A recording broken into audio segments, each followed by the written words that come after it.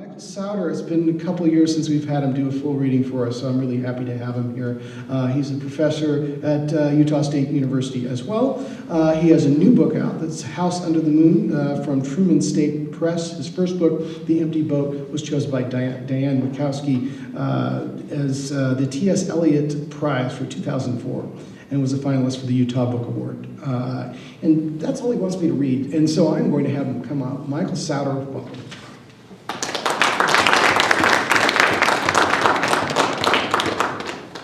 Thank you, everybody. Thanks for coming out tonight.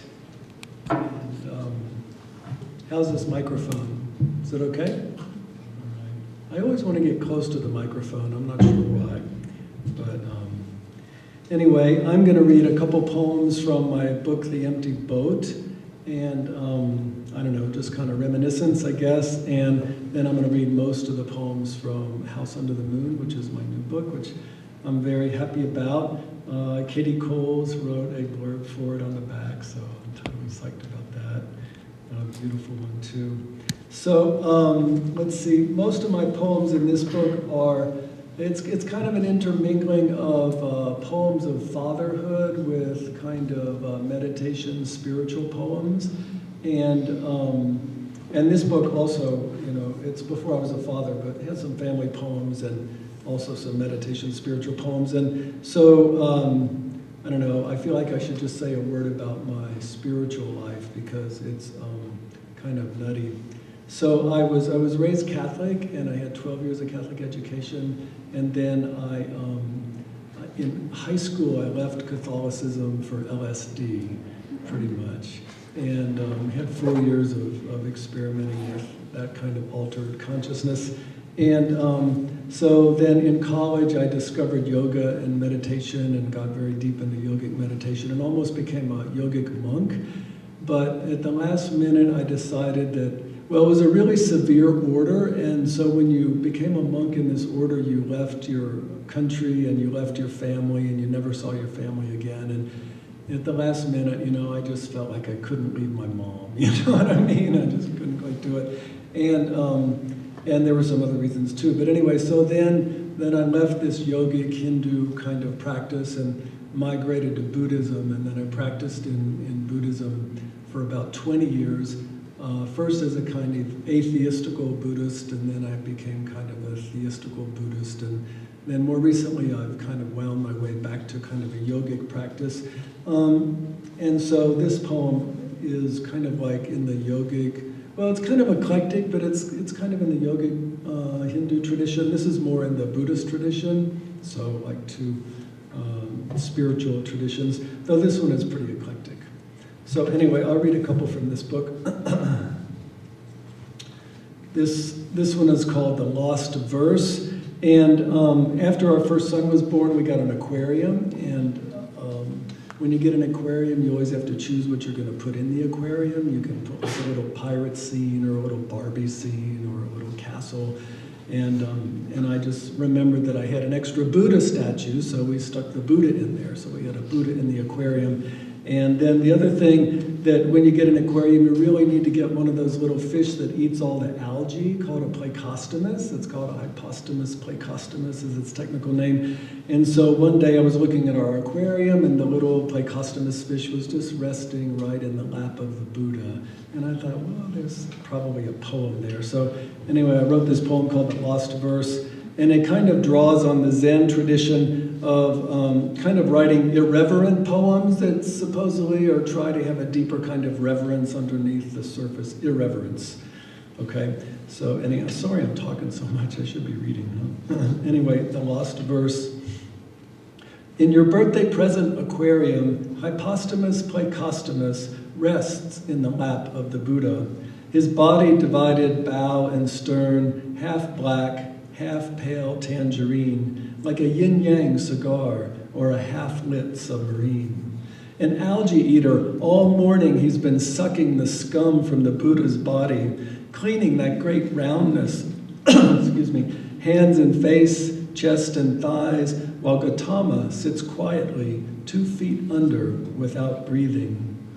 All about them shimmer the spangled host, neon tetras, silver angels, prayer flag gouramis, rainbows, fire mouths, pearlfish, a water filter their only choir.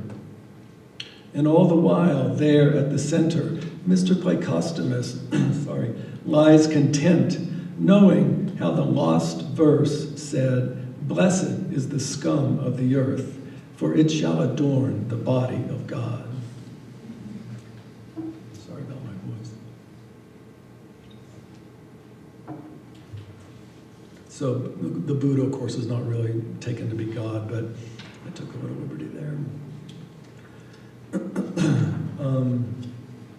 This is a poem kind of written in the Sufi tradition. It's called That Drink.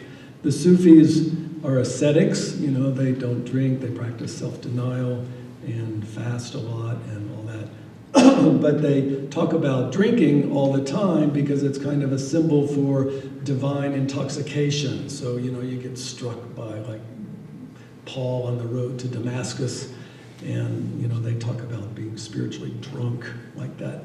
It's a pretty short poem called That Drink. More and more things kindle inside, incandesce. More and more edges soften, thin, until all the transoms open, and you see how things are sunk and set in light. Then the heart finds its mate everywhere. There are streams where we are going. When the water bottle goes in the water, it always comes out full. I tell you, pretty soon, that which is inside and that which is outside are going to have that drink they penciled in 1,000,000 years ago.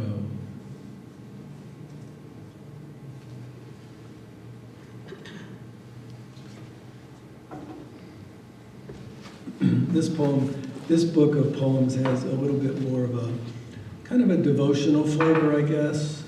And I think I'll start out with the first poem, which is called Lectio Divina. In the Catholic Christian monastic tradition, there's a practice of spiritual reading, and especially the Bible, but other spiritual books as well. And this is called Lectio Divina.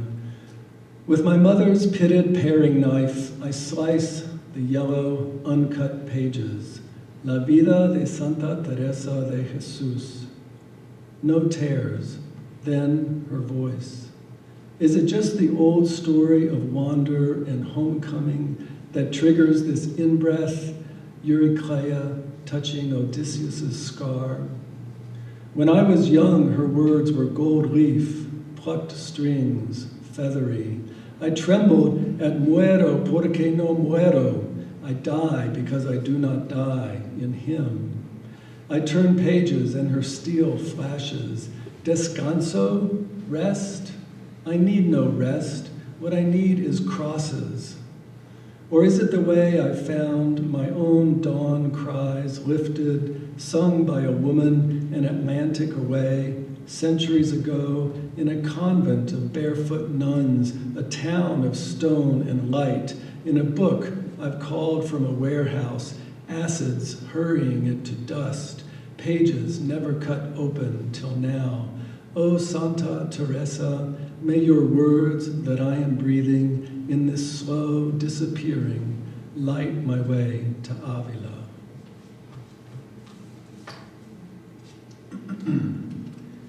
The next poem I wrote for Jennifer, she doesn't really like it. But anyway, I'm going to read it anyway. Sorry, my voice is a mess. Well, it's kind of a lot about my life before we got together, but it kind of leads up to us getting together. It has the F word in it. Is that okay? Thanks. It's called the middle way. You know, the middle way is the Buddha, a term for the path of Buddhism, kind of like the middle way between asceticism and indulgence. So this is called the middle way for Jennifer. I was entering the middle of the end of a divorce from a woman who'd appear like the sun and the moon to me, and who, incredulous, was herself in the middle of an affair with a woman, and when confronted, locked herself in the bathroom and cut at her wrists. I was exploiting a post-separation rebound affair with a tall, blonde German in black leather whom I goaded into hurting me for all that I had done and not done. I was in the middle of a 5-year game of Hold'em, low hole wild, stud, and fuck your buddy, Joneses of triumph and rage, proxy catharses for the real crap I was in. I was stitching together a book out of elder, mullein, and pokeweed, putting away icons of Jesus, Mary, Shiva, Saraswati, converting to a bad Buddhism, burning court briefs in the pit behind the house. I was in the middle of therapy. It was June in the house of my vacationing Calvinist professor on the 4th floor of her Tudor mansion, gabled like an attic, though an attic hovered above. I climbed into her claw-foot tub, and in hot water beside a wall of 100 tiny window panes cascading down to the porcelain, I gazed out through handkerchief-waving poplars to an Ann Arbor street. And somewhere in the middle of Tropic of Cancer and the life of Teresa, I picked up the phone and the nerve and called and asked you to canoe with me down the Huron River, where around a willowy bend, I promised, a great blue heron would lift itself impossibly off the water, not knowing that out of the mud and muck and middle of things, something was unfolding, being born, that we would marry and raise sons in the West. Sunlight cut through maples and oaks, dazzled water that cradled me, and you said yes, and I lay my head back on the marble, knowing I'd just been made the king in a house and a story I did not own.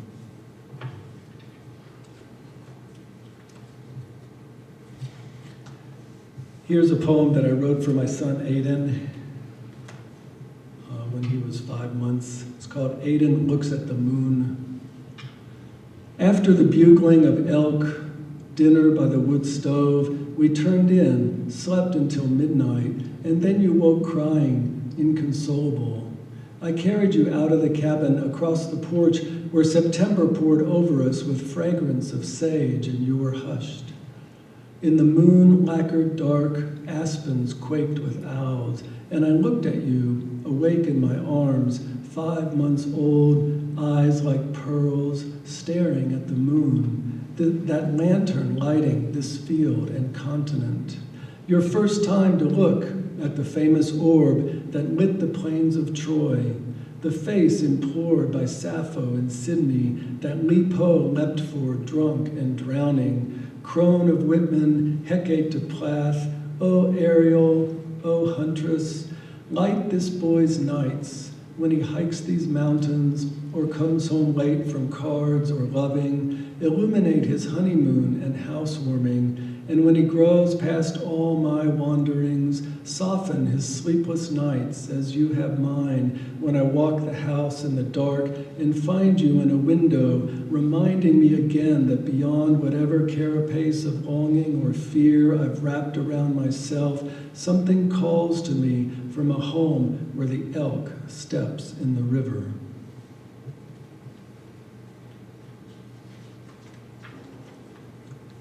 And here's a poem from my other son, Kellen.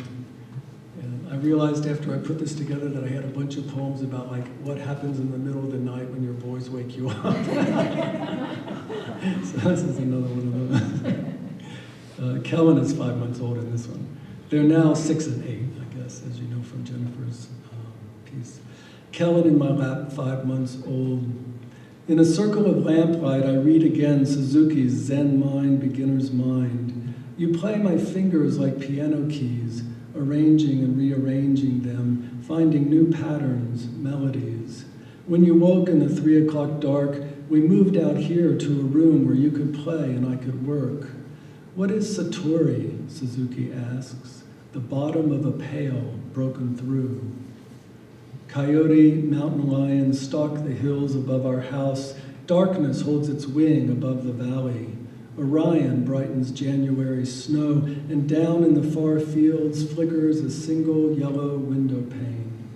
The delight you find in my fingers, a monk has no words to name.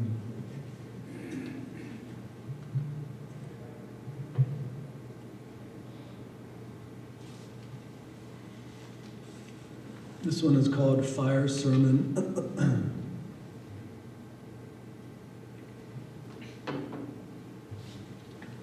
There's a word sannyasi in this poem. Sannyasi is a Sanskrit word that means renunciate or monk.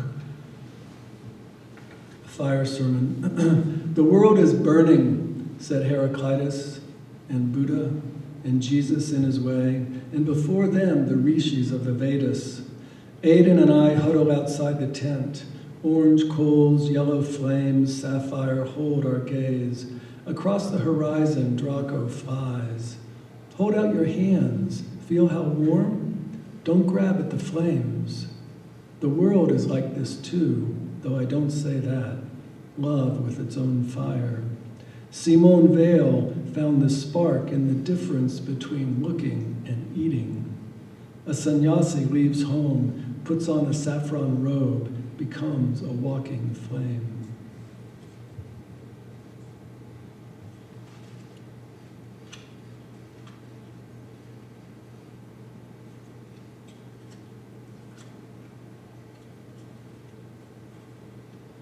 So we go till 8. Okay, 8's fine. So in the Sufi tradition, the God or the divine is always often referred to as the beloved. And so this is kind of in that tradition a little. My beloved's eyes, when you first came to me and I looked into your eyes, I died, as Moses warned, and did not die. I wept. As the sun pulls the apple blossom inside out, your eyes drew me. I became Whitman's spider, Kabir's dolphin, Augustine's circle. The fact that your eyes are dark with the dust of galaxies wholly undoes me, and I see that that undoing is what we long for and turn from in anyone's eyes. As on that hungover morning, walking the streets of Atlanta, looking for Garcia Lorca, when I caught the blues of an army vet with a Colt 45 on the fire escape steps.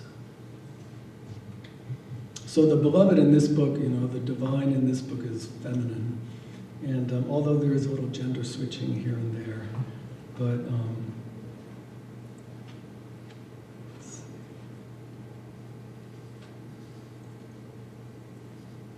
so lots of mystics talk about the dark night of the soul when they've, devoted their whole life to the spiritual path and have sacrificed everything and surrendered everything.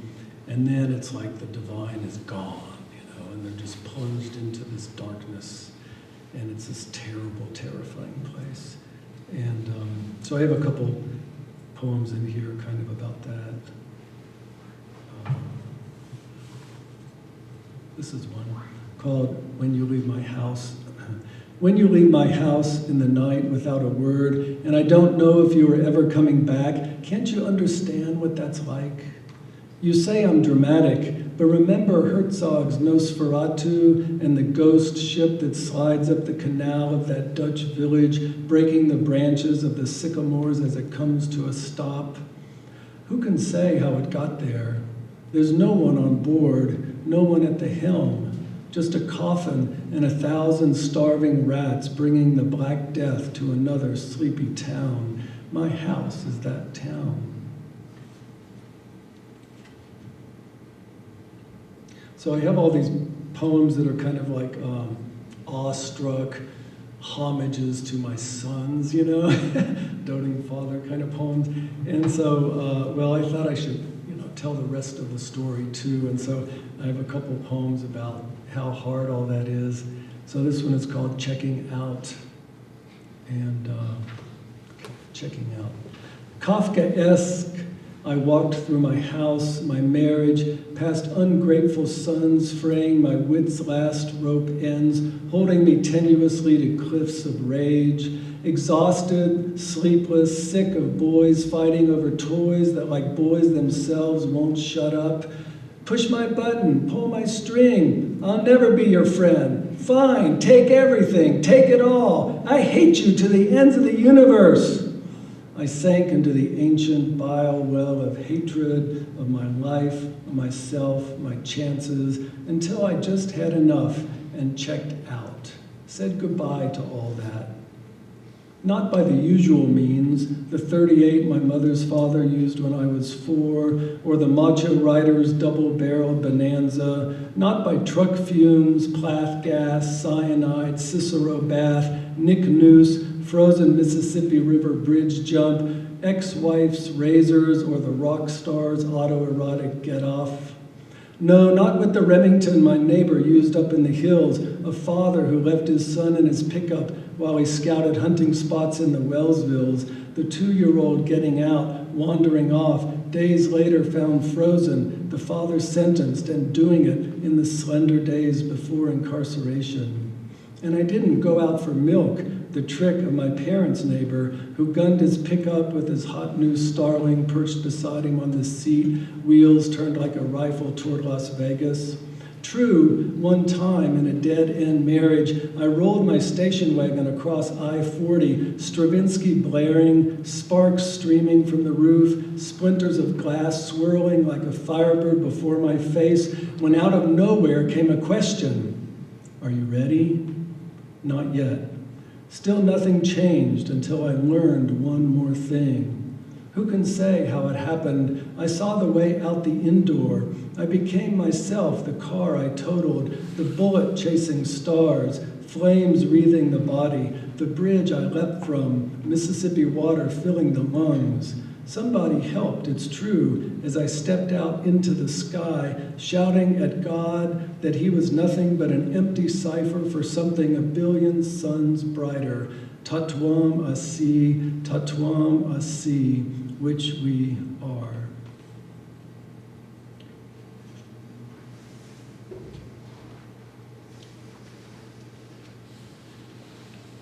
So I think I have time for maybe one more.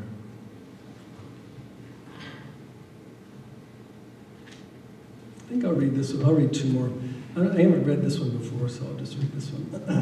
This one is called, I Said to the Beloved, Are You Real? And I don't think there's anything I need to explain. Okay. I said to the Beloved, Are you real? When you first came to me, pouring oils over my body like sunlit water, I kept asking, are you real? Are you real? Or some Freudian ghost faking these ecstatic oceanic feelings like orgasms, vestiges of infantile narcissism or something? Well, you've been entertaining me for a while now, and I'm beginning to think that not only are you not a phantom, figment, siren, or banshee, but maybe in fact more real than Coca-Cola, the McCoys and the macaws down at the zoo. And then it occurs to me that not only are you real, but not only are you the real thing, but you may be the only real thing. This wide, wide, phenomenal world, I think, is what hangs like a curtain in the balance, loose by a thread. See it shimmer, vanishing before our eyes. I think that's what needs a little scaffolding, a little mending, a little shoring up. I'm just a monkey child clinging to your back as you cast the spell of another spectacular world. So I'll read one more. This is called Ever Since. Ever since, I can't stop wondering if I died. I'd been nursing my favorite griefs like a baby or a drunk his bottle when you came strolling in sandals down White Swan Lane to lay your hand upon my forehead. I remember a brimming and then the flood. Tulips in crystal toppled over, walls and windows fell away. I felt my skin dissolving, pores, veins opening, a body become transparent, spaces between atoms visible. I could hear Mirabai calling. Then the world hushed like dawn on the Bay of Bengal. Everything vanished in the quicksilver of morning. Far distances rested my eyes. It was a lucky throw, a gold coin, a winning ticket, all grace and gladness, my ship come in with perfumed sails, and who was that singing at the helm? Friend, I'll tell you a secret. That gold coin's in your pocket. The ticket sewn in your sleeve. There's a ship at the wharf with your name on the hull and flying on the flag. Thank you all very much.